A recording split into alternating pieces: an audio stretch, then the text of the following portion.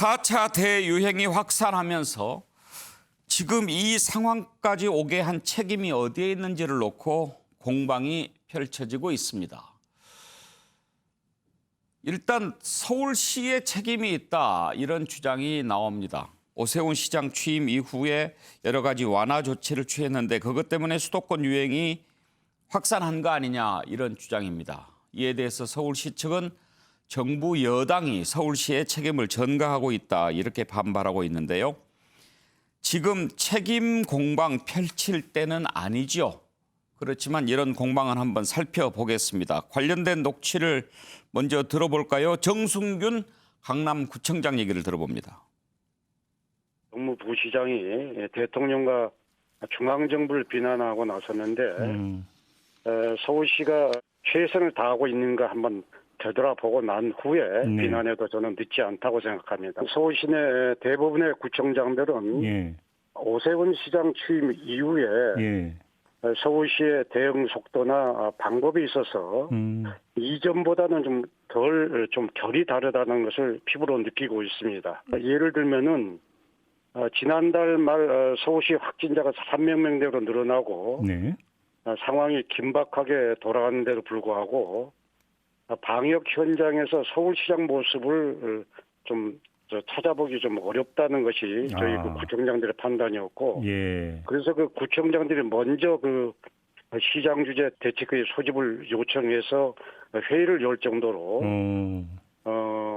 서울시의 그 최근 대응 모습이 기대보다는 다소 미흡하지 않나, 이런 생각을 하고 있습니다. 예, 강남구청장 얘기를 들어봤는데요. 이에 대해서 김도식 서울 정무부시장은 이렇게 얘기했습니다. 이런 방안을 그러면 누가 내놓았느냐라고 하는 겁니다. 그러면서 정부가 책임을 져야 될 일을 왜 서울시에 떠넘기느냐, 매우 불만스러운 그런 입장을 밝혔습니다. 그러면서 1시간 뒤에는 이건 또 내 개인 의견이다, 이렇게 얘기했는데, 아무튼 지금 이 상황, 김영주 의원, 일단 강남이 좀 확산세가 심하긴 합니다. 그래서 강남구청장이 저런 얘기를 한 것 같은데 오세훈 시장 취임 이후에 좀 여러 가지 상황을 고려해서 완화 조치한 것, 이게 확산을 일으켰다, 이렇게 주장할 수 있을까요? 우선 뭐 아무래도 헬스장이나 그 전에 이제 정부가 과도하게 좀 이렇게 불공정하다라고 했던 비판받았던 부분을 오 시장이 좀 풀어준 부분이 있습니다. 이제 그러나 전체적으로 보면 지금 이것이 힘을 모아도 모자랄 판에 니탄내탄할 부분은 아니라고 생각이 들고요. 다만 오 시장이 4월달에 선거 이후에 여러 가지 내부적으로 짜는데 아마 집중하기 어려운 부분도 있었을 거고, 행정체제라든지 인사권이라든지 이런 부분이 아마 없지 않아 있었을 텐데 너무 그런 옥죄인 부분을 풀어주는 이제 그런 모습만 보이다 보니까 구청장들은 구청장대로 불만이 있고, 더군다나 지금 시장도 아무 얘기를 안 하는데 정무부시장이 나서서 정부나 대통령을 바로 곧장 사견임을 전제로 했습니다만, 비판하는 것은 상당히 앞으로 말하자면 일을 하는데 오히려 더 꼬이게 하는 그런 부분이 있어서 매우 안타깝다는 생각이 듭니다. 그래요. 윤기찬 부위원장, 일단 정순균 구청장 얘기는 서울시장이 방역 현장에 잘 안 보인다, 그런 얘기를 합니다. 서울시에서는 매일 아침 9시 할 때 코로나 대책회의 그 첫 주제가 그거라는 거거든요. 그러니까 방역 그 현장에 안 보인다라고 저렇게 단정적으로 말씀하실 건 아닌 것 같고, 왜냐하면 지금 고민정 의원이나 일부 여당 측에서 주장하는 것처럼 이게 마치 그 자영업자들의 고통만 덜어주기 위해서 방역 완화 조치를 시행했다라고 하지만, 이게 발표된 거는 4월달 발표됐지만 중앙중대본하고 협의를 거쳐서 6월 10일 날 시행을 했다는 거예요. 그것도 2개 자치구에서 실내 체육시설에 한해서 시간만 연장했다는 겁니다. 그로 인해서 또 거기서 감염자가 나오지 않았다는 겁니다. 그러다가 6월 10일 날 시행했다, 10일 시행하다 6월 20일 날 거리 두기가 발표되면서 못했다는 거거든요. 그리고 독단적으로 한 게 아니고 중대본과 다 협의를 거쳐서 합의하에 했다는 것이라서 과연 그 고민정 의원처럼 이렇게 여당의 국회의원이 정부의 탓을 먼저 하지 않고 지자체에 이렇게 탓을 돌리는 게 정당한가. 더군다나 그로 인해서 감염자가 폭증했다는 어떤 객관적 데이터도 없이 책임을 그냥 떠넘기는, 저는 개인적으로 고민정 의원께 묻고 싶은 게, 그럼 민노총 집회에 대해서 어떤 비판을 했고, 정부의 이번에 6월 24일 날 했던 그 델타 변이가 10%뿐이 안 되기 때문에 괜찮다, 거리두기 완화를 밀어붙인 이런 정부의 조치에 대해서는 어떤 비판 내지 평가를 했는지를 묻고 싶고 그런 비판과 평가에 더해서 서울시도 이랬으면 좋겠다라고 더해서 어떤 정책적인 측면의 조언이라면 몰라도 예. 각 진영에 따라서 이렇게 방역 상황마저 근거 없이 비판한다는 것은 전 참 안타깝다. 이렇게 생각합니다. 예. 그런데 이제 김준혁 교수 이런 부분은 있는 것 같습니다. 오세훈 서울시장 취임 이후에 오세훈 시장 쪽에서 이렇게 나온 메시지나 정책이나 이런 것들이 코로나 방역보다는 재건축이라든지 좀 다른 부분에 더 많았던 측면은 있잖아요. 그런 점에서 정부에 비해서 서울시가 자체적으로 방역 대책을 그렇게 열심히 하지 않은 거는 아니냐. 이제 이런 비판도 있는 것 같아요. 그런 비판들이 상당히 많이 있는 건 사실입니다. 근데 이제 조금 전에 김영주 위원님하고 우리 윤기찬 위원님께서 말씀하셨던 두 내용은 저는 맞다고 좀 생각을 하는데 그럼에도 불구하고 서울시에서 오세훈 시장이 취임 이후에 코로나 방역이 중심이 아니라 보조적 수단으로 바뀌었다. 그리고 나서 나머지 조금 전에 말씀하셨듯이 재건축 분야를 집중적으로 거론하는 부분들이 나타난 것도 사실이었고요. 그런 측면에서 서울 시민뿐만이 아니라 국민들 전체가 오세훈 서울시장의 방역이 좀 더 부족한 것이 아니냐 그런 생각을 갖는 건 분명히 사실입니다. 최경철 의원, 고민정 의원은 또 그런 지적했죠. 오세훈 시장 취임 이후에 자가검사 키트 이거 도입하지 않았습니까? 여기에 예산이 13억 4천만 원이 들어갔다라고 하는데 사실 자가검사 키트는 큰 효과는 보지 못한 것 같기도 해요. 네, 처음부터 도입할 때부터 논란이 있었죠. 그게 정확성이 떨어진다. 그 자기가 해야 되기 때문에 성의 없이 검체를 채취할 수도 있으니까 거기에 대해서는 처음부터 논란이 있었기 때문에 사실 효용성이 떨어질 수밖에 없었습니다. 그러나 지금 가장 큰 문제는 백신입니다. 지금 팬데믹이 일어나고 1년 6개월 지났습니다. 근데 지금도 계속 거리두기를 고강도로 한다는 것은 국민들에게 더 이상 기대치를 갖기 어려운 것이거든요. 그러니까 지금은 중앙정부가 백신을 제때 빨리 접종하는 수밖에 없습니다. 지금 이제 거리두기를 더 강화한다는 것은 아무런 효용성도 없고 굉장히 어렵습니다. 참아내기 어렵기 때문에 지금 정부가 희망 고문을 하기보다는 지금 전국민 재난지원금 얘기도 많고 논란이 많지만 지금 집중해야 될 것은 백신이다. 지금 백신 접종 과정에서도 여러 가지 문제가 있습니다. 오늘 오세훈 시장 점검 나가보니까 예진할 의사가 서울 시내에 부족하다는 겁니다. 지금 예진을 하고 백신 접종을 맞아야 되는데 의사가 부족하고 지금 환자가 당장 많이 나오니까 생활치료시설에 인력도 부족하고 여러 가지를 해결해야 될 부분들은 많은데 백신 접종을 최우선시하는 지자체와 중앙정부의 협업과 노력이 이 팬데믹을 극복하는 것이지 지금 싸워봐야 아무런 효용도 없을 겁니다. 그럼요. 책임 공방 살펴봤지만 정말 지금 그런 거 따질 때가 아니죠. 어떻게 하면 다시 돌아갈 수 있을까. 이걸 머리를 맞대고 정말 국리를 해야 할 그런 때 아니겠습니까? 다음으로 넘어가겠습니다. 이동훈 전 조선일보 논설위원이 제기한 정치 공작서를 놓고 국민의힘은 약간 한 발 뒤로 물러서는 그런 모습인데 윤석열 전 총장은 오히려 한 걸음 더 나가는 그런 대응을 보이고 있습니다. 이와 관련해서 경찰이 여러 가지 주장에 대해서 신뢰성에 의문이 간다라는 입장을 밝혔습니다. 지금 정치 공작이라고 하는데 이미 이동훈 전 대변인이 대변인 되기 전부터 수사가 시작이 됐고 대변인 임명은 6월 10일인데 5월 달에 입건했는데 어떻게 이게 정치 공작이 될 수 있단 말이냐.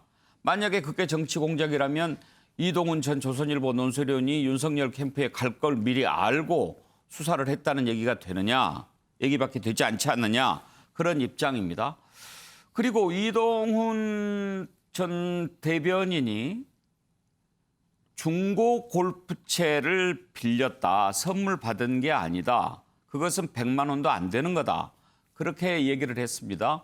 그날 골프를 치러 갔는데 갑자기 비가 와서 채를 빌렸고 집으로 가져와서 창고에 보관했다. 이런 주장인데 그런데 결정적으로 그 골프채를 빌렸다는 그 수산업자는 골프를 전혀 치지 않는 사람이라고 합니다. 지인의 말을 빌리자면 운동의 이응자도 싫어한다는군요. 자, 이런 상황에서 과연 정치 공작설 어떻게 봐야 할까요? 그 발언을 먼저 들어보겠습니다. 면목 없습니다. 여권, 정권에 사람이라는 사람이 찾아온 적이 있습니다. Y를 치고 우리를 도우면은 없던 일로 만들어주겠다 이런 말을 했습니다. 경찰과도 조율이 됐다 뭐 그런 식으로 얘기했습니다. 저는 안 하겠다 못 하겠다 했습니다. 제 얼굴과 이름이 언론에 도배가 됐습니다. 윤 총장이 정치 참여를 선언하던 그날입니다.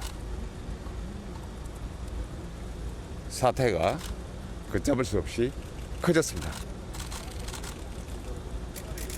공작입니다. 자, 가겠습니다. 감사합니다. 자, 김영주 의원. 네. Y를 치면 네. 공작이다. 네. 저렇게 얘기를 합니다. 네. 실제로 보면 이제 그것을 재구성해 보면 6월 예. 10일 날 대변인이 들었는데 6월 20일 날 그만뒀습니다. 공작이 있었던 일은 아마 6월 10일에서 20일 사이 있을 수 있는데 그러면 5월 달에 입건된 부분들을 누군가 알고 되자마자 공작을 준비해서 갔다 이런 부분인데 그것은 분명하게 말을 한 우리 이 전 논술위원이 말에 책임을 져야 될 부분입니다. 엄청나게 큰 중대한 사건이고 뭐 윤 전 총장이 얘기했다시피 이거 사실이면 굉장히 큰 문제인데 역으로 보면 본인은 왜 그러면 6월 10일 혹은 그때 당시에 그와 같은 사실을 얘기하지 않다가 갑자기 7월 달 들어와서 경찰 수사를 받으러 들어가면서 이런 얘기를 했을까 하는 예. 것도 풀어야 될 과제다. 저는 그렇게 보고요. 분명히 입건이 된 줄 알면서 그것을 맡았던 것부터 문제가 시작됐다. 그렇게 볼 수 있겠습니다. 최경철 의원 혹시 골프 칩니까? 네. 골프를 치러 가는데 골프채를 안 갖고 가기도 합니까? 전쟁에 나가는 병사가 총 안 들고 나가는 병사가 있겠습니까? 자기가 여러- 당장 싸워서 이겨야 하는데 뭐 그러니까 뭐 전쟁에 나가는 병사처럼 골프는 골프채를 자기 거를 들고 나가야 제 실력을 발휘할 수 있을 텐데 남의 것을 치겠다고 그 애초부터 마음을 먹었거나 아니면 뭐 그냥 없이 한번 가볼까 이렇게 마음을 먹고 나서는 사람은 단 한 명도 없겠죠. 만약 운동을 좀 했다면 뭐 처음 치는 사람은 모르겠지만 볼 땐 좀 이해하기 어려운 여러 가지로 이해하기 힘든 네. 부분이 골프채를 빌려서 쳤다라고 하는 것도 그렇고 또 집으로 가지고 와서 창고에 보관했다라고 하는데 그것은 이제 빌렸다는 거잖아요. 네. 그런데 돌려주지 않은 것 아닙니까?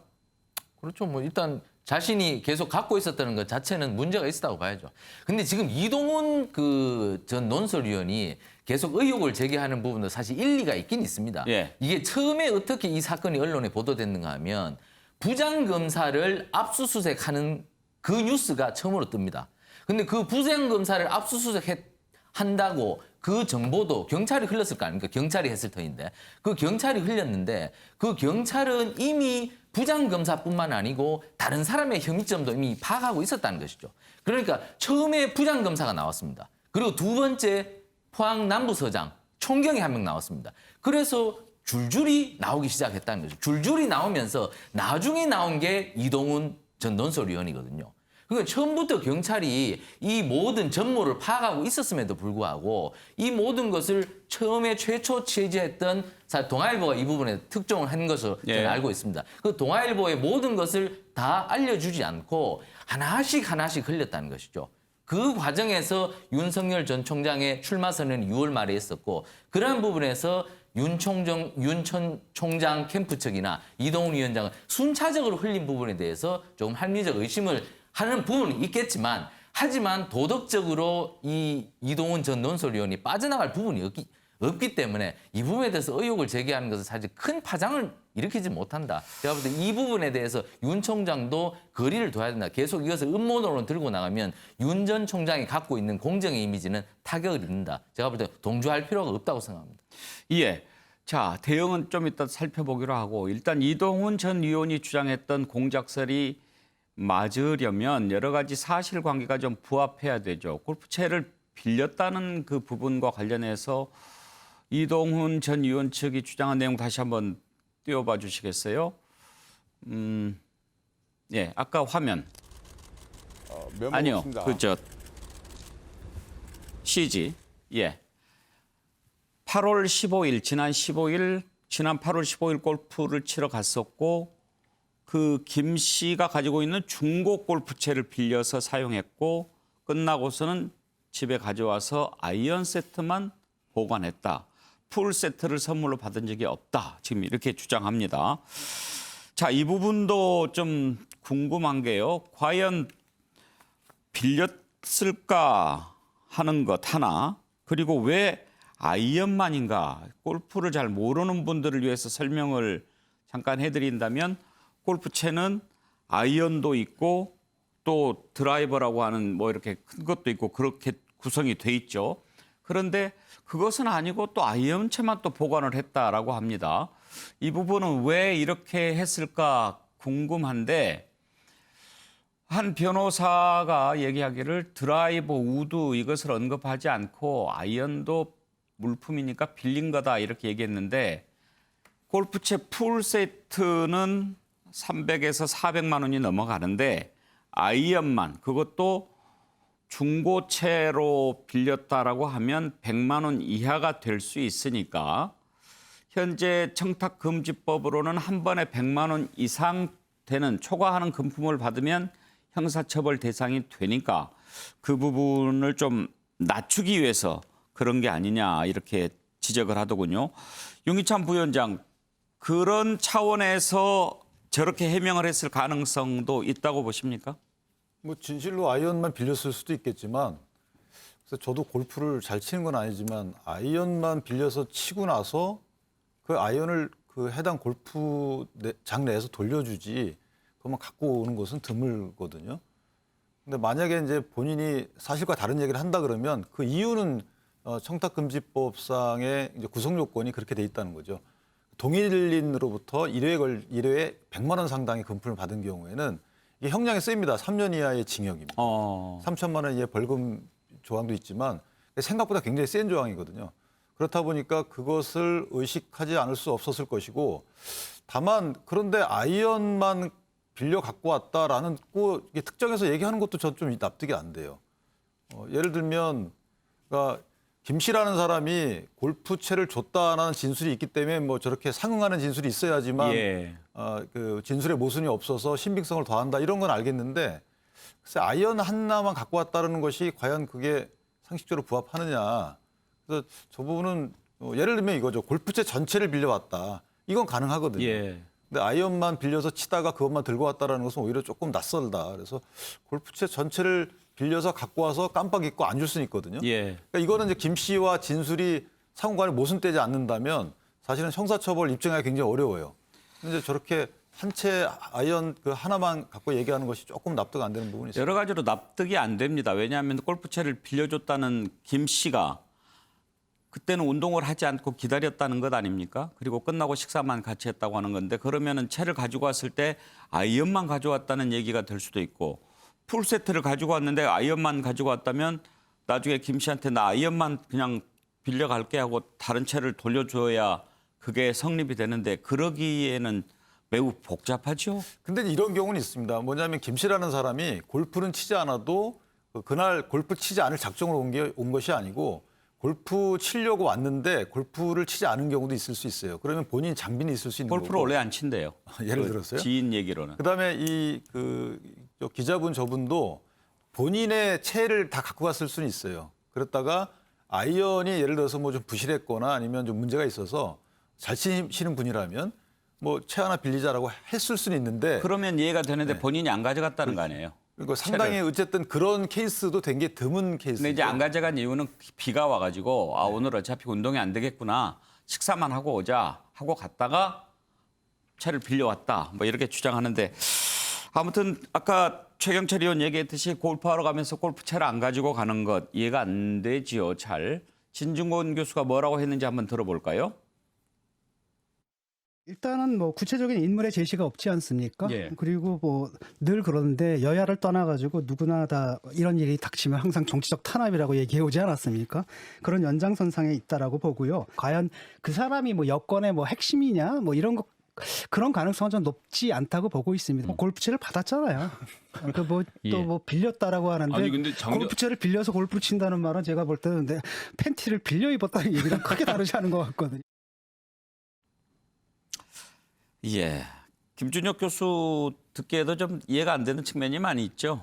저는 뭐 물타기라고 봅니다. 물타기. 예, 뭐 그냥 상식적이죠. 뭐 저도 골프를 하지는 않지만은 예전에 좀 탁구를 많이 좀 쳤었는데요.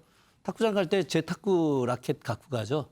탁구 라켓 거기 두고 있다던가 남의 거 갖고 잘 안 칩니다. 탁구장에서 탁구채 빌려주지 않습니까? 아니, 빌려주지만은 잘 제 치는 거를 분들은 본인 제 걸 거를 가지고 두고 있고 갑니까? 갖고 다니죠 또. 예, 갖고 다니는데 뭐 탁구 이야기를 굳이 하자는 것이 아니라 저런 그 공작설, 와의 음모설 이렇게 이야기하는 것 자체가 저는 굉장히 음모론이라고 보고 있고요. 아까 그 또 골프채 이 아이언만 이야기하는 거 예전에 라임 옵티머스 사건 때 검사들이 96만 원어치 접대받았다. 예. 이런 거 이야기하는 거하고 똑같지 않습니까? 우리 국민들이 바보들이 아니에요. 저런 식으로 이야기한다고 해서 다 진실로 믿거나 그렇지 않고요. 저는 좀 이동훈 전 대변인이 이렇게 거짓말하는 듯한 이야기를 하는 부분들, 이 부분들에 대해서 저는 오히려 정말 그 경찰이든 검찰이든 제대로 조사해서 진실이 있으면 진실을 밝히고 그리고 여권 인사가 와서 공작을 했다 그러면 그 사람 당연히 처벌받게 해야 하는 것들 예. 이것이 맞다고 생각을 합니다. 이렇게 이동훈 전 대변인이 공작설을 제기하자 국회에서도 논란이 됐습니다. 국회 행안위 모습을 잠깐 보실까요? 윤석열 대변인 업자로부터 골프채 받은 정황 포착, 수산업자 A씨로부터 구체적으로 특정이 됩니다. 이것은 피의 사실이 공표되지 않고서는 있을 수 없는 일입니다. 그런 입장 속에서 자기 조사가 마치고 난 뒤에 누군지 특정하지도 않고 여권, 정권의 사람 이런 단어를 사용하면서 이 던지기식, 참 전형적인 물타기식 참 수법 아닌가 하는 생각이 들고요. 이동훈 전 논설위원의 이 행동이 오히려 그 공작이다. 경찰은 경찰대로 이 오명을 벗어야 됩니다. 제가 경찰청장 같으면 나와서 정확하게 밝히겠어요. 왜 경찰청장이 나올 수 없단 말입니까? 본인의 주장이 정치 공작입니다. 요즘에 어떤 세상입니까? 경찰 사건을 정부의 여권 인사가 덮을 수 있는 사회입니까? 예, 자, 지금 이런 공작설에 대해서 국민의힘 이준석 대표는 맨 첫날 만약에 이게 사실이라고 하면 이건 그냥 넘어갈 수 없는 매우 중요한 문제다라고 했다가 하루 뒤에 그러니까 어제는 일단 사실관계가 명확히 밝혀져야 된다라고 하면서 한 발을 뺐습니다. 그런데 윤석열 전 총장 측은 다른 입장을 내놓았습니다. 그 사람 그렇게 거짓말하고 없는 말 만들어낼 사람이 아니다라고 하면서 감싸기에 나섰는데 발을 더 깊이 담그는 모양새입니다. 윤석열 전 총장 얘기를 들어볼까요?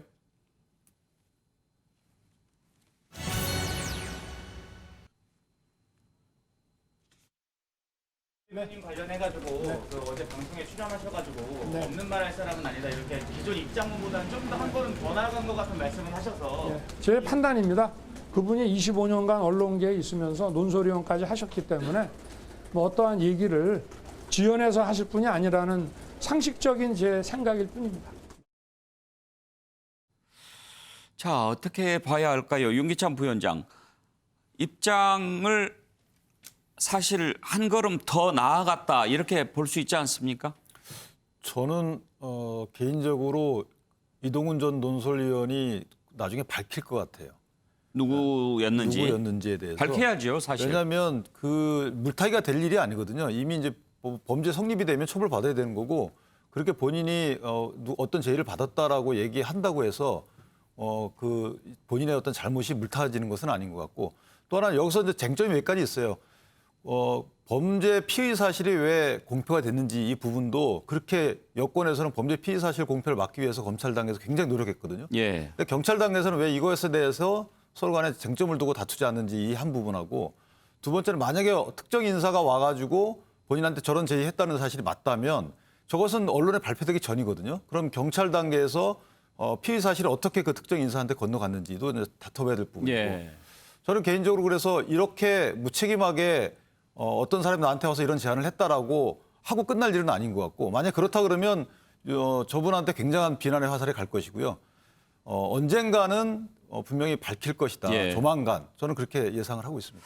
그런데 김영주 의원, 윤석열 전 총장이 없는 말을 지어낼 사람이 아니다라고 입장을 밝힌 것으로 미뤄봤을 때 적어도 이동훈 전 의원이 윤석열 전 총장한테 뭐 전화를 해서라든지 사실은 이러이러한 일이 있었습니다라고 밝혔고 아 그런 정도면은 개연성이 있구나 또는 믿을만하구나라는 생각이 들었기 때문에 저런 입장을 밝히지 않았겠습니까? 뭐 그런 정도 확인을 해봤겠죠. 과연 근거를 가지고 그런 얘기를 예. 했느냐는가를 물어보고 난 다음에 저런 얘기를 했을 가능성이 많습니다. 그 배경은 우선은 첫 번째로 그 말하자면 이동훈 전 그 대변인이 윤 총장하고 만난 지 10일 만에 그만뒀다는 얘기 때문에 윤 총장이 그렇게 사람을 쉽게 말하자면 잘랐냐 이런 어떤 부정적인 인식들이 윤 총장한테 부담이 됐던 것도 사실이거든요. 그래서 그런 측면이 아니다. 내가 그런 부분이 있었고 자기 스스로의 선택이었고 또 하필 내가 그런 큰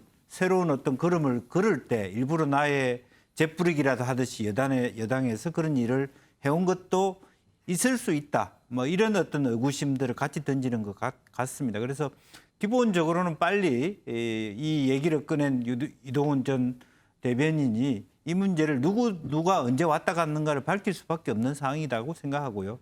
어쨌든 길면 길수록 그 윤 총장이나 이동훈 전 대변인한테 이익이 되는 일은 없거든요. 빨리 정리하는 수밖에 없을 것 같습니다. 예.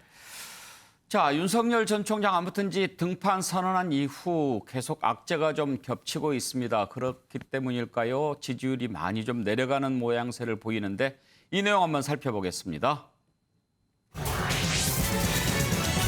지지율 눈에 띄게 하락세입니다. 넉 달 만에 20%대까지 내려갔습니다. 그동안 상당히 고공행진을 했는데요. 최근 조사 6월 마지막 주 봤을 때 27.8%까지 내려왔습니다. 그동안 선호도에서 30% 이하로 내려온 적이 별로 없었죠. 이재명 지사와 오차범위 안에서 이렇게 지금 붙어있는 그런 모습을 볼 수가 있고요. 35.1, 32.3, 27.8 이렇게 하락세를 보이고 있다라는 것을 알 수가 있습니다. 현재 윤석열 전 총장 계속 사람 만나는 일을 하고 있는데요. 이번에는 반기문 전 유엔 사무총장을 만났습니다. 그 모습을 한번 보실까요?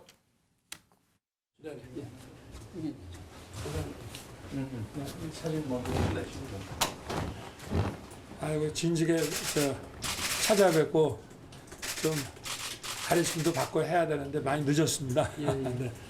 아마 앞으로 많은 그 어려움이 난관이 있을 겁니다. 그러나 일단 그 예비 후보로 등록을 하셨고 그 국가를 위해서 헌신하시겠다는 뜻을 이렇게 발표를 하셨으니까 신인사 대천명하는 이런 자세로 아마 열심히 하시면은 유종의 미를 거두지 않을까 이렇게 생각하고 뭐 전 그 국민들의 그 신뢰를 받을 수 있다 이렇게 생각을 하고 있습니다. 계속 열심히 노력하시기 바랍니다. 명심하겠습니다. 예, 최경철 의원 보시기에 반기문 총장을 만난 것은 어떤 의도로 봐야 할까요? 반기문 총장을 반면교사로 삼아서 좀 충고를 좀 해주십시오. 그게 반기문 총장도 지난 대선에서 도전을 했지 않습니까? 예. 근데 보름 만에 드롭을 하셨어요. 예. 그 과정에서 왜 그랬었을까? 그 과정에서 어떤 좀 마음고생이 있으셨습니까? 그런 측면에서 좀 충고를 했겠죠. 예. 그런 측면에서 만난 거고 지금 윤 전 총장이 하는 행보들은 여러 사람을 만나는 거죠. 그저께는 최장직 교수를 만났고 예. 그러면서 윤 전 총장은 보여주는 거죠. 나의 동맹들은 이런 분들이다. 나를 뒷받침하는 분들이 이런 분들이어서 나의 뒤에는 이런 사람들이 있어서 나는 좀 더 많은 추동력을 갖고 뛰쳐나갈 수 있어. 이런 메시지를 주는 것이죠. 그렇지만 이제부터는 윤 전 총장이 또 다른 메시지를 또 줘야 됩니다. 직접 메시지를 주는 겁니다. 그러니까 구체적인 문재인 정부의 정책에 대해서 구체적인 메시지를 날리고 비판을 날리고 대안을 표명하는 이러한 것들이 있어야지 이제 정체에 빠진 지지율이 더 높이 올라가는 것이지. 예. 지금처럼 사람만 만나고 그냥 집에 가면은 사람들이 답답해 한다는 것이죠. 이제부터는 고구마 말고 사이다처럼 한마디 한마디 정책에 대해서 쏘아주는 예. 그러한 로켓 메시지가 필요하다. 이렇게 볼 수 있겠습니다. 그때 왜 그만두셨나요? 그거 물어보려고 뭐 그런 것도 궁금했겠죠. 김준혁 교수 또 그런 측면도 있을 거예요. 그동안 윤석열 전 총장 사람 만나는 것을 보면 약간 주제 의식이 있지 않습니까? 뭐 상공업자를 만난다든지 젊은이를 만난다든지 IT를 만난다든지 이제 이런 부분 보면 아마 외교적인 측면 또 한반도 문제 이런 부분에 대한 어떤 상징성 그런 차원도 있었을 것 같기도 하고. 뭐 그런 차원이 있을 수 있음에도 불구하고 저는 좀 굉장히 안타깝습니다. 예. 윤석열 전 총장이 만나는 사람들이 좀 이렇게 표현하면 어떨지 모르겠는데요. 흘러간 옛사람들을 만나고 다니는 것 같아요. 어허. 미래의 사람들을 좀 만나야 되는데 뭐 여러 분야의 사람들이긴 합니다만은 흘러간 사람들이고 그 사람들의 거의 대부분이 반문의 사람들 또 반 이재명의 사람들 미래를 내다보지 않고 미래에 대한 이야기를 할 사람들을 만나야 되는데 그렇게 하지 않기 때문에 국민들이 윤석열 전 총장이 과연 대통령이 됐을 때 우리나라의 미래를 책임질 수 있는 사람인가 싸움을 할 수 있을지 모르겠지만 그러나 미래를 이끌어가고 전체 많은 갈등들을 해소해서 끌어낼 수 있을 사람인가 그런 거에 대한 의구심을 가질 수밖에 없는 거죠. 예. 윤석열 전 총장이 반기문 전 유엔 사무총장 만나고 나오니까 또 기자들 그런 질문하지요. 제2의 반기문 뭐 이런 질문 뭐라고 답했을까요? 한번 들어보시죠. 여권에서는요. 제2의 반기문이다 이런 식으로 비판 발언이 나오기도 했는데요. 이 부분에 대해서는 좀 어떻게 생각을 하세요? 비판은 자유니까 뭐 얼마든지 존중하겠습니다. 예. 하여튼 기자들 짓궂어요, 김영주 의원. 네. 뭐 그야말로 아픈 얘기들이 자기가 그런 일을 돼서는 안 되겠다고 생각하는 부분의 이야기고요. 또 슬기롭게 뭐 답변을 한 것 같습니다. 중요한 것은 지금 현재 방금 그런 얘기가 있었습니다만은 자기 의견들을 좀 덧붙였으면 좋겠다. 사람을 만나는 것도 좋고 의제가 있는 것도 좋은데 근데 지금 이제 제가 보니까 유엔 사무총장도 하셨고 기후 변화 같은 부분이 의제가 있기 때문에 지난번에 또 탄소 중심 뭐 이런 마스크 문제도 있었지 않습니까? 그러다 보니까 내가 꼭 무슨 친원전주의자인 것처럼 이렇게 보이는 것에 대해서 일정하게 전체적인 전 세계적인 아젠다에 대한 이해도 있다. 후쿠시마 오염수 문제에 대해서도 지나치게 말하자면 자기가 옹호하는 듯한 그런 어떤 비판을 받았기 때문에 그걸 씻어내고 싶은 이제 그런 부분이 있었겠습니다만은 실제로 그럼에도 불구하고 여전히 이렇게 인간 중심이지 정책 중심으로 가고 있지 않고 정치 중심이라는 한계가 있거든요. 예. 이제쯤 자기의 올바른 환경 정책, 에너지 정책, 외교 정책을 가지고 이 사람을 뛰어넘는 자기 이야기로 가져가느냐. 그것은 아직까지 좀 초조해질 뿐 상당히 이대로 가면 많은 사람들이 실망할 수 있다는 것도 좀 윤 총장이 알았으면 좋겠습니다. 처음 하는 정치인데 얼마나 서투른 점이 많이 있겠습니까? 시행착오 있을 수밖에 없겠죠. 그러나 윤기찬 부위원장 지지율 보니까 상당히 좀 많이 빠졌던데 그것은 어디로 갔을까요? 그 전에 반기문 전 총장이 유종의 미를 거두라고 그랬잖아요. 예. 끝까지 가라라는 받아들였고요. 지지율은 저는 개인적으로 그러니까 민주당의 대선 경선 과정에서 국민적 어떤 시선을 받다 보니까 민주당과의 진영 대 진영에서 지지율은 큰 의미가 없다고 봐요. 지금은. 그러니까 윤석열 전 총장이 관심 있게 보는 것은 야권 내 지지율의 추이를 볼 것 같습니다. 그러니까 진영 대 진영은 나중에 결집해서 40대 40 플러스 알파가 이제 주어지는 쪽이 승리하는 것이기 때문에 야권 내에서 지지율이 어디로 가는지 말씀하신 것처럼 뭐 최재형 전 원장으로 가는지 유승민 의원으로 가는지 이것이 굉장히 관심거리일 거고 아직은 여권과의 지지율 격차 또는 지지율 추이 변화 이런 것들은 본인한테는 큰 리스크로 느껴지진 않을 것 같습니다. 예. 자, 그런데요. 마치 윤석열 전 총장 지지율 하락을 기다리기라도 했다는 듯이 최재형 전 감사원장 오늘 국민의힘에 전격 입당했습니다. 그 내용 살펴보겠습니다. 어제 국민의힘 관계자 만났을 때만 해도 이렇게 빨리 입당할 거라고는 예상을 못했을 겁니다. 그런데 오늘 전격적으로 국민의힘에 나타나서 입당하는 모습을 보여줬습니다. 윤석열 전 총장 아직도 외곽에 있는데 선수를 친 거지요. 자, 국민의힘에서 대해주는 모습이 사뭇 좀 달랐는데요. 한번 보실까요?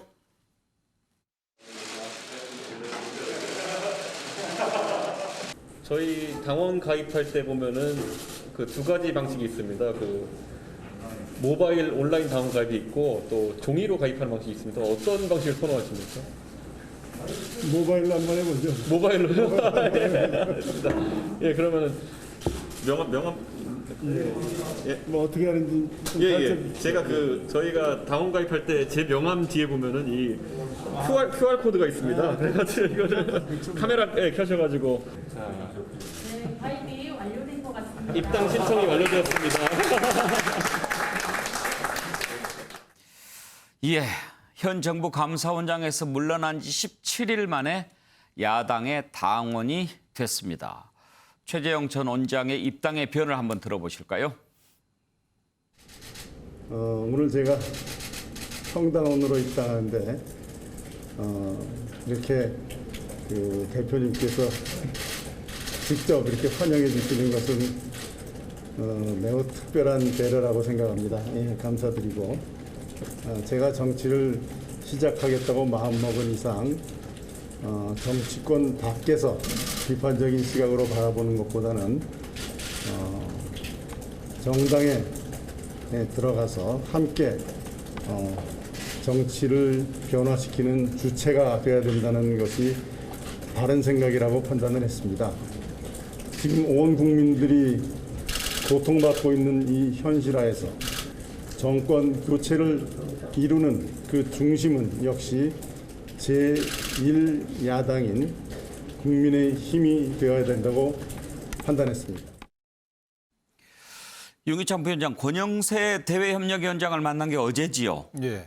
근데 아주 하루 만에 이렇게 전격적으로 입당을 했습니다. 어제 아마 입당 얘기가 처음 나오지는 않았을 겁니다. 그러니까 최재형 전 감사원장 주변에는 국내힘 출신 전직 의원들이 몇 분 계세요. 예. 제가 알기로도 지금 김영우 전 그분 의원도 말고도 있고 또 좀 많이 있습니다. 예. 네. 그래서 그분들이 아마 여러 가지 조언을 드렸을 것이고 지금 윤석열 전 총장과 달리 아직까지 현재까지는 지지율이 생각보다 낮게 나오고 있기 때문에 윤석열 전 총장 같은 부전승의 형태로 가기는 어렵고 또 아마 당내에 일정 부분 최 전 원장을 모시고자 하는 세력이 형성이 됐을 겁니다.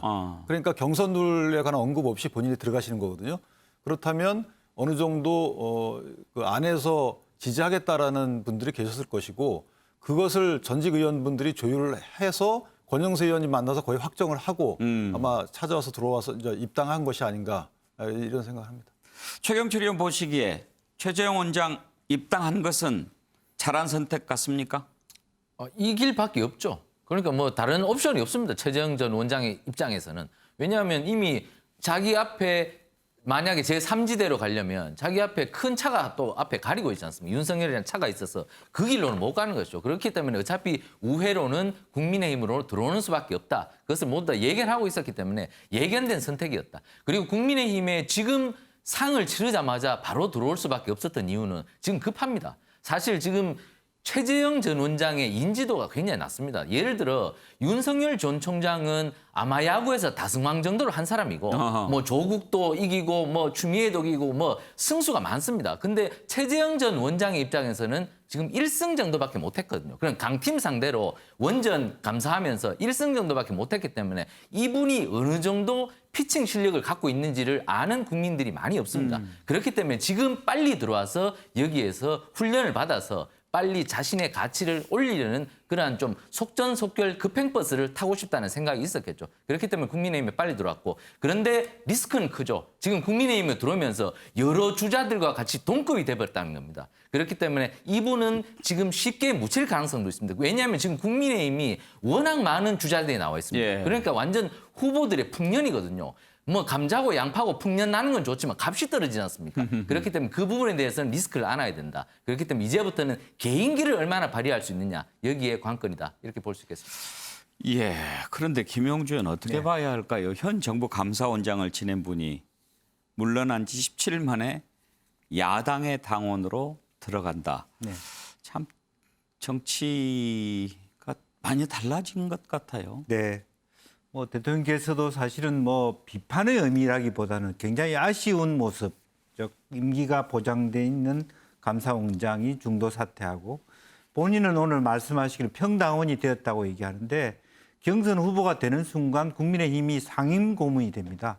이분은. 예. 그래서 바로 17일 만에 혹은 뭐 20일 만에 그동안의 어떤 여당의 어떤 대통령의 임명 하에서 감사원 활동을 했던 분이 바로 나가서 거의 한 2, 3주 한 달 이내에 야당의 상임 고문이 되어가는 그 모습을 보면서 매우 씁쓸하다는 말씀을 드리고 싶고 솔직히 이 부분이 뭐 개인적으로 보면 굉장히 훌륭한 뭐 역사적 배경과 인품과 있다는 건 분명히 이해할 수 있지만 먼 미래에 갔을 때 지금 앞으로 남아있는 길들이 토너먼트 방식이 되든 어떤 방식이 되든 이제 실제적으로 똑같은 당내에서의 경선을 치루어야 될 텐데 과연 국민의힘에서 얼마나 이 최 전 감사원장에 대한 배려를 할까 자기 마음대로.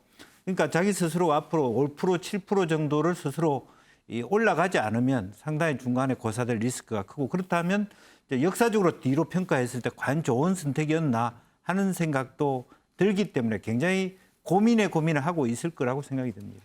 감사원장의 야당행 어떻게 보시는지 김준혁 교수 시각을 한번 들어볼까요? 전 뭐 그냥 간단하게 이야기하면 쿠데타다. 뭐 세게 이야기하자면 이렇게 볼 수 있습니다. 있을 수 없는 일이고요. 헌법기관이라고 하는 것은 분명하지 않습니까? 헌법기관의 수장이 더군다나 임기가 보장돼 있고 본인이 피해를 굉장히 많이 봤다고 하는데 도대체 어떤 피해를 입었는지 그것에 대해서도 명확하지 않거든요. 조금 전에 고통스러운 현실을 극복하기 위해서 이제 이번에 국민의힘에 입당했다라고 했는데 그러면 국민들이 어떤 고통스러운 현실에 있는지도 명확히 이야기해 줄 필요가 있고요. 정말 고통스러운 현실이었던 본인이 판사 시절에 전두환 노태우 시절에 어떤 군사 독재 시절에 그때는 왜 그러면 나와서 항거하지 않았는지 이런 부분에 대해서 명확히 이야기할 필요가 있습니다. 저는 개인적으로는 잘 모르긴 합니다만은 최재형 원장의 이번에 대선 출마의 어떤 행동들 올바르지 않다고 생각을 합니다. 최재형 전 감사원장의 국민의힘 입당을 바라보는 윤석열 전 총장의 생각은 어떨까요? 궁금합니다. 한번 들어보시죠. 최재형 전 원장님께서 조금 전에 입당을 했거든요. 그러니까 선 입당 먼저 한 전략을 사실상 정부 반대 전략을 취하는. 그래서 이건 뭐 전략이라기보다 그 정치를 하시는 분들의 그 각자의 선택을 저는 다 존중합니다. 사실상 감사원장 사태 정말 공급만의 입당을 바로 이어졌는데 정치적인 중립성에 문제가 있다 이런 지적들 계속 나오고 있거든요. 정치하시는 분들의 그 각자의 그 상황에 대한 판단과 또 그분들의 선택을 존중합니다. 어떠한 것이든지. 국민의힘 입당 결정이 늦어지면서 야권 유권자들이 피로감이 더해지고 있다는 비판에 대해서 어떻게 생각하시는지. 저는 분명히 제가 어떤 정치적인 그 뭐 손해, 이불리를 떠나서 그런 손해가 있더라도 제가 한번 정한 그 방향에 대해서는 일관되게 제가 걸어가겠다고 분명히 말씀을 드렸고. 자, 윤기찬 부위원장, 지금 윤석열 전 총장 얘기하는 걸 들어보면 당장은 들어갈 생각이 없는 것 같이 보입니다. 그러면 앞으로 윤석열 전 총장, 최재형 전 원장 가는 길을 한번 전망을 하신다면 어떻게 갈 것 같습니까? 일단 최재형 전 원장의 경우에는 저는 개인적으로 조금 일찍 들어가신 것 같아요. 원래대로 하면 저는 비판적 시각을 불식시키기 위해서 본인이 정책 비전을 먼저 마련했을 것 같아요. 정책 비전을 먼저 마련하고 근데 그 정책 비전의 내용이 문재인 정부의 정책을 수정 보완하는 식의 이런 정책적 비전을 갖춘 뒤에 이것을 실현하기 위해서 국민의힘에 들어가겠다. 예. 저는 이렇게 갈 걸로 예상을 했었는데 뭐 생각이 다르시겠지만 어쨌든 빨리 들어가셨단 말이죠. 그렇다면 아까 말씀드린 대로 안에서 특정 정치 세력이 같이 하겠다라는 아마 메시지를 냈을 거고 그렇다면 국민의힘 내부에서 굉장한 치열한 경선이 될 겁니다. 그러니까 이제 세 파트가 뭐 4파트가 5파트가 되기 때문에 굉장히 치열한 경선이 될 수 있다. 따라서 최재형 전 감사원장이 내상을 입을 수가 있습니다. 생각보다는 그러니까 본인의 도덕적 결함 이런 게 문제가 아니고 능력 검증에서 내상을 입을 수가 있어요. 그렇게 안 되길 바라고 따라서 이준석 대표의 말처럼 극심한 경선 이런 건 옳지 않다 이렇게 보고 만약 그렇지 않다 그러면 시너지 커지는 거죠. 최재형 전 감사원장이 갖고 있는 보수층에 대한 결집 요소가 될 수 있기 때문에 커질 수 있고 다만 이제 윤석열 전 총장의 경우에는 그런 생각이 있는 것 같아요. 40대 40의 이런 싸움에서 사실 국민의힘에 들어가게 되면 국민의힘 당원 당규에 따른 정책의 한계가 생길 수밖에 없다. 그런 정책적 한계가 생긴다면 40%에서 플러스 알파를 할 수 있는 그런 어떤 확장력이 없고 그렇다면 대선에서 반드시 이긴다는 보장이 없지 않느냐. 예. 그래서 제 생각은 그런 정책적 한계를 가두지 않고 또는 중도 확장이라는 표현을 쓰지만 사실은 윤석열 전 총장 중도란 말을 잘 쓰지 않습니다. 확장력이라고 국민 얘기를 하기 때문에 그런 측면에서 만약에 양측에서 그렇게 각자 본인대로 정책적 협의를 거쳐서 추진한 뒤에 합집합이 된다면 그러면 대선 결과에 긍정적인 효과가 있지 않을까 이런 생각을 합니다. 예.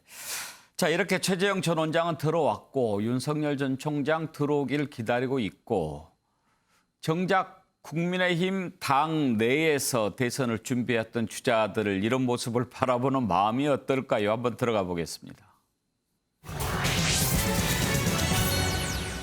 예, 외부 주자에만 너무 공을 들이는 게 아니냐 이런 반응 나올 만하지요. 여기에 대해서 당신들이 잘해야 되지 않느냐 또 그렇게 얘기할 수 있고요. 자, 과연 야권 후보는 누가 될까요? 당 내에서는 과연 앞으로 누가 또 치고 올라올 수 있을까요? 야권 내부의 대선 구도도 앞으로 상당히 복잡해질 것 같습니다. 이준석 대표 얘기를 잠깐 들어볼까요? 뭐 윤희숙 의원이나 원희룡 지사 같은 분들 오늘 이제 언론에 많이 이제 언급이 되셨는데 그런 분들도 이런 언론 노출도가 높아지다 보면은 당연히 훌륭한 자질을 갖춘 분들이기 때문에 지지율이 뛰어오를 그런 계기를 만들 수도 있다 이렇게 보고요. 저는 최근에 이슈의 중심에 섰던 유승민 의원 같은 경우에도 뭐 여가부 폐지 논란이라든지 이런 것에서 언론 노출이 잦아지면서 인지도가 조금 올라가고 지지율이 좀 올라간 것이 좀 보입니다. 그렇기 때문에 이런 어떤 적극적인 활동을 좀 권장합니다.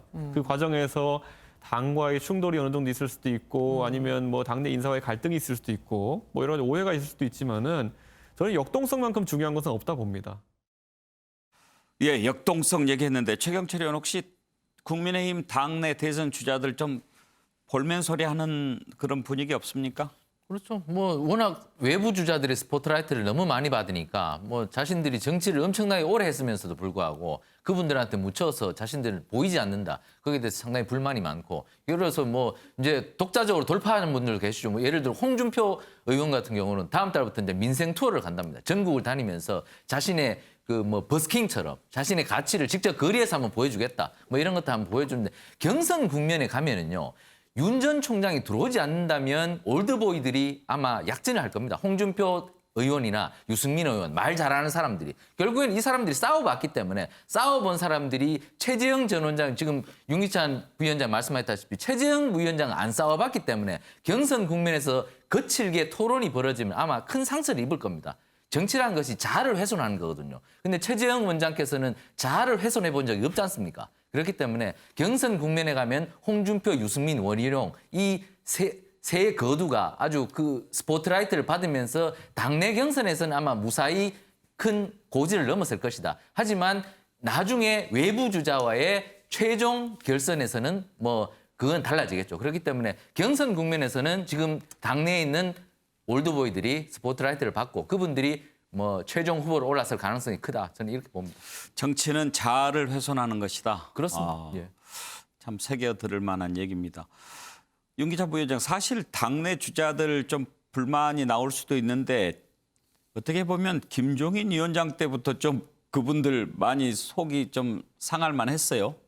근데 김종인 위원장도 사실은 뭐 자강론을 또 얘기 안 한 건 또 아니에요. 그러니까 그때마다 자강론 얘기했다가 또 뭐 뭐 40대, 30대 경제 전문가 얘기했다 이렇게 했기 때문에 저는 개인적으로 아직 시간이 안 됐을 뿐이지 당내 후보자들도 곧 지지율이 오르는 시기가 온다. 그런데 그때 상대 평가적인 지지율 싸움을 하면 안 된다라는 생각이 듭니다. 예를 들면 당내 아직 경선 초기 단계인데 여러 후보들 간에 서로 간에 뭐 약점이라고는 뭐하지만 어쨌든 윈윈 노력을 하지 않는다 그러면 사실 당에 민주당에서 한번 식상한 분들이 계시거든요. 국민적 시각을 볼 때. 그러면 국민의힘은 다를 것이다라고 생각을 했다가 또 똑같은 모습을 보게 되면 오히려 시청률이 떨어지기 때문에 예. 저는 개인적으로 좀 경선 문화가 색다른 문화를 보여주면 오히려 그것이 당내의 유력 후보들로 하여금 지지율이 상승할 수 있는 요인으로 만들 수 있다 이렇게 생각합니다. 예.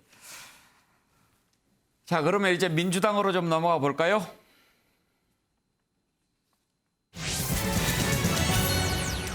민주당 대선 경선 이제 2차전을 앞두고 있는데요. 예비 경선에서 방어 전략으로 일관하다가 좀 손해를 봤다고 판단한 걸까요? 이재명 후보가 다시 사이다 모드로 돌아섰습니다. 그동안 많이 당했다, 이제 참지 않겠다, 그런 입장을 좀 보이지요. 특히 가족 문제 관련해서 제기됐던 것에 대해서 이재명 지사, 이낙연 전 대표를 향해서 본인 주변부터 돌아봐라, 그렇게 얘기합니다. 본인 얘기한 것은 이낙연 후보 총선 캠프의 그 옵티머스 사건 브로커들이 복합기 사용료 대납했다, 그런 의혹을 상기시킨 거죠. 여기에 또 이재명 지사 계속 골치 아프게 하는 배우 김부선 씨, 또 이재명 지사를 향해서 계속 공격을 하고 있는데요. 이런 부분도 앞으로 좀 넘어가야 되겠죠. 그런데 이번에는 그냥 피하지 않겠다, 확실하게 받아치겠다, 그런 입장을 밝히네요. 이재명 후보 얘기를 들어보죠. 아마 좀 불투명한 태도, 또 전문적 표현에 의하면 이재명다움의 상실, 이런 지적이 많이 있더군요. 특히 우리 지지자분들 중 일부에서 이재명 왜 저러지? 뭐 이런 생각을 하셨던 것 같습니다. 너무 방어를 안 했던 것 같아요. 그러다가 좀 반칙도 좀 당한 게 좀 있고, 그런 것들이 쌓여서 좀 제 전략 실패했던 것 같습니다. 실적이나 정책은 제가 뭐 지적을 할 수는 있지만, 예를 들어 그 외에 그 네거티브적인 공격은 안 하는 게 좋죠. 안 할 생각이고, 다만 이제 이 부당한 공격이 이어지면 반격하지 않을 수는 없지 않습니까? 김영주 의원, 일단 1차전은 전략 실패다, 네. 이렇게 판단한 것 같습니다. 네. 뭐 기본적으로는 이제 그 본인이 룰에 의해서 전략의 수립을 하기 어려워진 부분이 있죠. 모든 사람이 이재명에 대해서 질문했기 때문에 그 시간 동에 답변을 하다가 끝나버리는, 네. 자기가 공격할 수 있는 여건이 안 된 룰의 문제도 있을 수 있고, 또 하나는 예비 경선은 가뿐히 통과하기 때문에 조금 어른스러운 모습을 보여주고 싶은, 날카로운 것보다는 좀 부드러운 통합적인 리더십이 있다, 이재명에도 어떤 그런 생각들도 욕심이 있었던 것 같고, 또 하나는 기본소득에 대한 본인의 입장을 명확하게 내지 못했다. 이것이 어느 정도 중간적인 입장에서 그건 아니다, 이건 가야지 아니지, 이게 뭐냐, 이제 이런 논란을 스스로 자초했다는 부분이 있어서 거기에 대한 반성이 아마 있을 것이라고 보고, 그걸 통해서 결과적으로 문제가 되는 것은 이낙연 후보가 완전히 지난 총선 이후 쭉 빠졌던 지지율이 바닥을 치고 다시 반등하기 시작했다는 것이죠. 그렇기 때문에 사실은 심지어는 호남에서 이낙연 후보나 정세균 후보를 찍지 않고 이재명 후보의 같은 표들이 다시 슬슬 움직이고 있는 분위기가 감지되었기 때문에 다시 한번 이낙연 후보든 어떤 상대 후보에 대해서 공격할 수밖에 없는 입장이 된 것 같습니다. 예. 자, 지금 차기 대선 후보 적합도 조사 나온 걸 잠깐 봤는데요. 호남 지역의 지지율의 변화를 보이고 있습니다. 당초 호남에서도 이재명 지사가 이낙연 전 대표를 앞섰는데, 최근 조사를 보면 오차 범위 안에서 따라잡은 것을 볼 수가 있습니다. 아직은 이재명 지사가 앞서고 있지만 이낙연 전 대표 12.8%포인트나 끌어올렸습니다. 아마 이번 1차전, 그러니까 예비경선 토론 효과를 좀 본 것이다, 이렇게 볼 수 있겠죠. 김준혁 교수, 이재명 지사 사실 좀 그 스타일, 흔히 사이다라고 하지 않습니까? 그런데 1차전 그 모습 보면은 상당히 좀 참고, 심지어 고구마 같다, 뭐 이런 표현까지 나오기도 하고 그랬어요. 이재명 지사가 계속 그 이후에 여러 언론에서 사실은 자기는 본선을 준비했다. 그러니까 지금 예선에서는 당연히 1등으로 돼서 민주당의 대선 후보가 될 거라고 이제 확신을 했던 거죠. 어찌 보면 그런 확신이 이번 그 토론회 과정에서 자기를 갖다 약화시키는 요인이 될 수 있었는데 본선을 나가야 되기 때문에 민주당의 어떤 여러 대선 주자들이 서로 상처를 주면 안 된다. 그래서 원팀이 되어야 하기 때문에 그래서 본인이 꾹 참았다라고 했는데 이제 그런 부분들이 지지자들한테는 좀 굉장히 많이 미흡했던 거죠. 그러다 보니까 이제 뭐 제가 들은 이야기에 의하면 며칠 동안 전략회의를 했다고 하더라고요. 그 과정에서 다시 사이다로 돌아가자. 그리고 이제 막 때리면 맞고 또 발로 차도 맞고 그런 대응을 좀 적절하게 하고 본인들도 이제 뭐 네거티브는 아니지만 그러나 적절한 공격은 좀 할 필요가 있겠다라고 좀 아마 전략 수정을 한 것 같습니다. 이재명 지사가 이낙연 전 대표를 향해서 이렇게 공격을 하니까 또 이제 이낙연 전 대표가 약간 여유가 생긴 것 같습니다. 아이고 뭐 참을성이 좀 약한 것 같습니다. 그런 거 가지고 벌써 뭐 그렇게 이렇게 얘기하는데 자 그나저나 이재명 지사 김부선 씨 때문에 상당히 골치 아프죠. 계속 물고 늘어지니까요. 김부선 씨 문제 앞으로 어떻게 해서든지 정리를 해야 될 텐데 최근에 밝힌 입장을 한번 들어보시죠. 그분이 여러 차례 저한테 이거 아주 오래된 얘기니까 계속 사과도 했어요. 그분이 이 지사께? 네, 2번에서 사과했고요. 네. 공개적으로 이 사실이 아니다. 사실이 미안하다. 아니다. 최근에 또 나온 얘기가 비 오는 날 노무현 대통령이 연결식 가지 말고 나하고 놀자고 전화했다는데 그날은 대한민국에 비가 오지 않았습니다. 2, 3년 전에도 그걸 검증을 했죠. 그 주장을 제가 경기도지사 선거 때도 이미 거의 한 얘기 아닙니까? 고소를 하면 그게 계속 커지겠죠. 사람들이 그런 얘기를 합니다만 고소를 하면 제가 경찰서 왔다 갔다 하고 또 무슨 불려다니면 그게 더 커지는 얘기가 되지 않습니까? 바지 질문에 왜 그렇게 대응하셨어요? 저는 모든 사람들이 다 알고 있는 일인데 저는 나름대로 저는 좀 정말 일생에 한 번 있을까 말까 한 치욕적인 일을 겪으면서 이제 나름 검증을 했다라고 생각했는데 뭐 다른 야당이나 아니면 저희 공격적인 분들이 하시면 이해가 되는데 충분히 아실 만한 분이 그러시다 보니까 제가 잠깐 이렇게 짜증 났던 것 같습니다. 제 불찰이고 제 부족함이죠. 윤기찬 부위원장 참 저런 부분은 저 부분만큼은 이재명 지사 그만 좀 얘기했으면 좋겠는데 또 그냥 놔두지를 않아요. 어떻게 저 부분을 털고 갈 수 있을까요? 이재명 지사도 사실은 명확하게 해명이 됐다고 보기는 어려워요. 왜냐하면 그러니까 어떤 의혹이 제기됐을 때 그거를 전체적으로 부인하는 게 아니고 그 특정 사안에 대해서 부인하는 항상 이런 태도를 취하다 보니까 김부선 씨가 계속 공격을 했던 부분이고 근데 전 하나 좀 김부선 씨의 그 행동이 좀 이해가 안 되는 부분이 민사소송도 제기했거든요. 네. 근데 그 제기한 내용이 보면 명예훼손으로 인한 손해배상인데 거기에 이제 이재명 지사가 김부선 씨를 상대로 해서 허언증 환자다 뭐 이런 취지의 얘기한 것이 본인의 명예를 훼손했다고 하는 건데 그 이외 것들은 거기에 많이 넣지는 않았어요 또. 그러니까 좀 두 분 다 이해가 안 가는 부분이 있어요.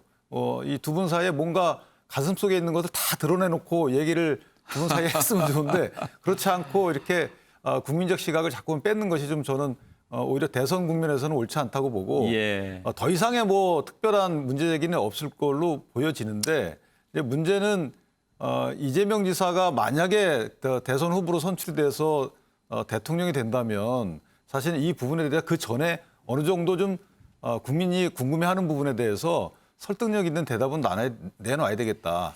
이분을 그냥 아는 건지 아니면 뭐 어느 정도 친분을 유지하는 건지에 대해서 궁금한 부분이 없지 않아 있거든요. 근데 그 어떤 친분 관계에 국민적 궁금함이 있는 것이 아니고 과연 그동안에 이재명 지사가 했던 말씀들이 진실에 부합하는 것인지에 대한 대법원 판결에도 불구하고 그런 부분들이 좀 있어서 그 부분은 좀 이재명 지사가 좀 구체적으로 해명해 줄 필요가 있지 않나 이런 생각이 듭니다.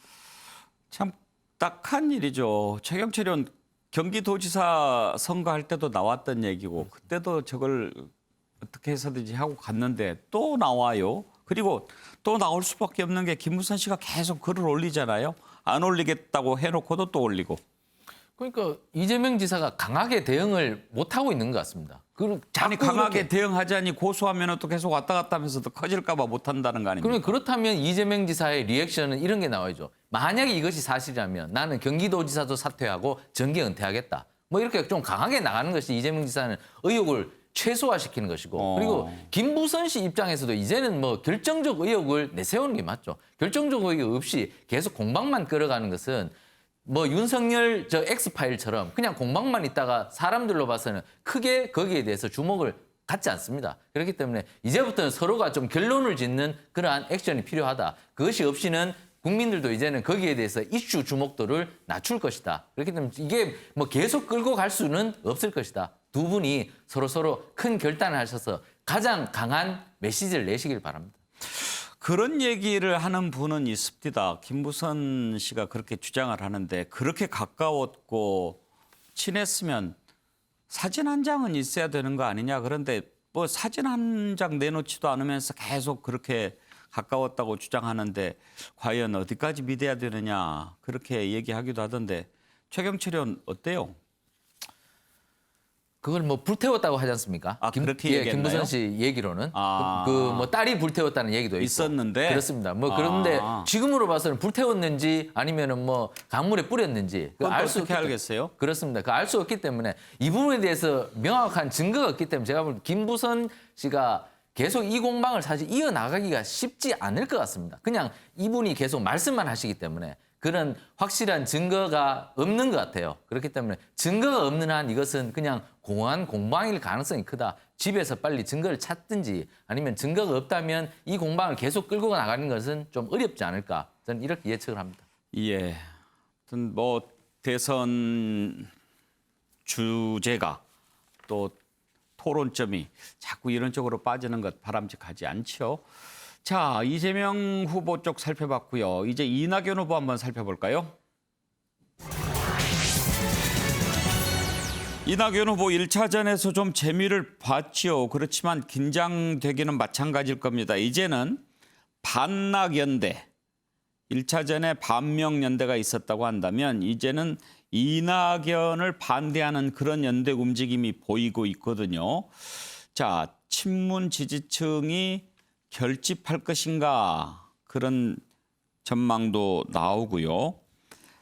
일단 이낙연 후보 캠프의 서른 의원이 한 얘기를 한번 들어보시죠. 윤석열과 이재명 뭐 이겼다 졌다 그러는데 우리하고 이낙연 후보하고 윤석열하고 붙이면 우리가 훨씬 더 우위에 있어요. 그게 이번에 드러난 현상이죠. 이번 토론을 통해서 제일 특징적으로 드러난 게 이낙연 후보가 윤석열 후보를 앞서간다. 그런데 이재명 후보는 윤석열이 못 이긴다. 이런 결과가 나왔단 말입니다. 그게 큰 특징이고 결국 그게 우리 지지율을 올리는 제일 큰 요인이다. 이렇게 보는 거죠. 예. 김영준, 이제 지금 그 서른 의원이 얘기한 여론조사 내용은 여러 가지 중에 하나입니다. 네. 뭐 전체적으로 꼭 그렇게 된 것은 아니었죠. 윈지코리아인가 거기에서 네, 나온 네. 게 그렇게 나왔는데 네. 일단 이낙연 캠프는 지난번 예비 경선 이후에 약간 좀 고무가 된 것 같아요. 고무가 됐고 또 그와 등달아서 후원금도 많이 그치게 되고 어떤 분위기가 고조되어 있다라고 하는 거고요.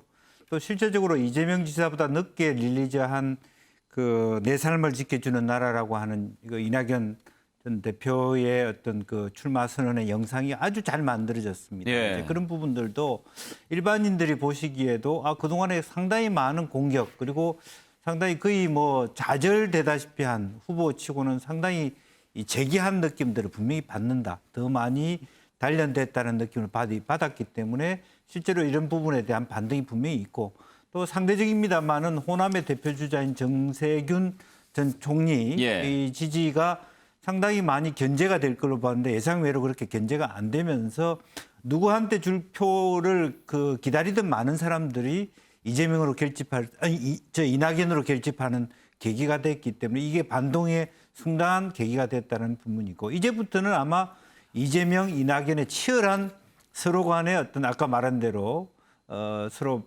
이제 수비 방법이 아니라 공격 반치로 펀치를 주고받는 어떤 파트너십이 되지 않을까 그런 생각이 듭니다.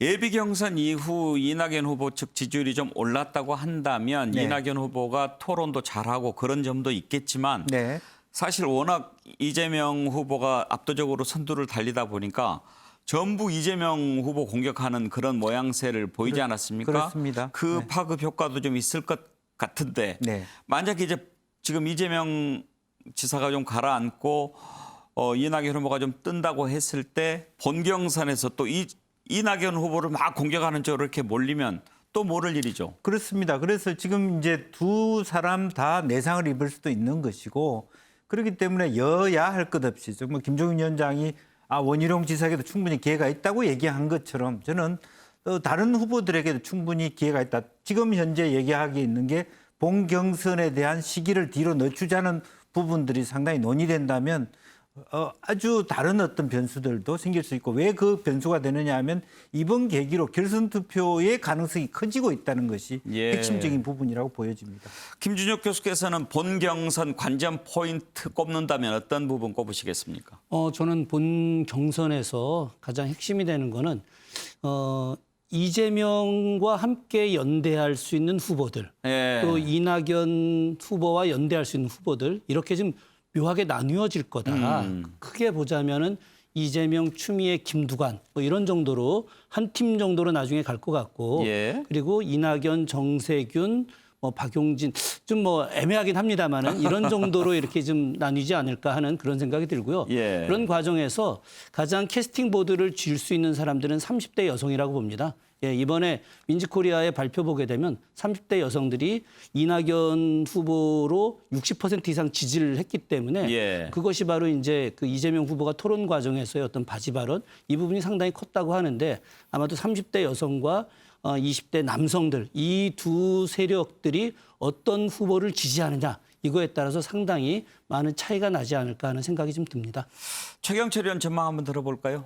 저는 민주당의 핵심 지지층인 호남이 과연 어떤 결단을 내리느냐 여기에 달려있다고 생각합니다. 지금 보수 지지층인 보통 TK가 어떤 결단을 내리느냐 여기에 따라 달려있듯이 호남이 과연 호남의 적자인 이낙연을 밀어줄 것이냐 아니면은 과거의 전략적 투표 노무현과 문재인을 밀어줬듯이 그것을 통해서 정권 재창출을 할 수 있는 확률을 높이고자 할 것이냐 그것에 대한 선택을 호남이 어떻게 할 것이냐 저는 이렇게 보는데 호남이 이번에도 전략적 투표를 하지 않을까요? 과연 이낙연이라는 인물이 본선에 가서 많은 사람들과 정말 엄청나게 세대결을 벌였을 때 표의 확장적인 측면에서 영남표까지 어느 만큼 이낙연이 잡아먹을 수 있을 것인가. 여기에 대해서 호남이 만약에 의문점을 가진다면 호남은 이재명을 선택할 수밖에 없을 것이다. 호남이 과거에 노무현과 문재인을 뽑을 수밖에 없었던 이유가 이번에도 재현되지 않을까. 결국은 본선에 이길 수 있어야지 이게 말이 되는 것인데 본선에 이길 수 없는 후보를 호남이 선택하지는 않을 것이다. 저는 아마 이재명 대세론이 끝까지 가지 않을까 이렇게 예측을 합니다.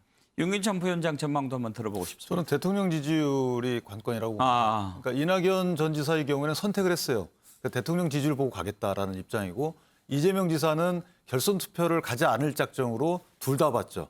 60%의 대통령 이외 지지율과 대통령 지지율을 다 봤는데 그것이 이제 실패했기 때문에 이재명 지사는 분명 60%를 보고 갈 겁니다. 그러니까 이낙연 지사는 40%를 보고 가실 거고 따라서 대통령 지지율이 어느 정도 나오느냐에 따라서 승패가 갈리고 더 한다면 박용진 후보와 누가 단일화할 것인가입니다. 이낙연 지사가 박용진 후보와 단일화 한다면 재밌는 결과가 벌어질 수도 있다고 봅니다. 네, 전망 재미있게 들었습니다. 오늘 뉴스와의 대기까지 할 텐데요.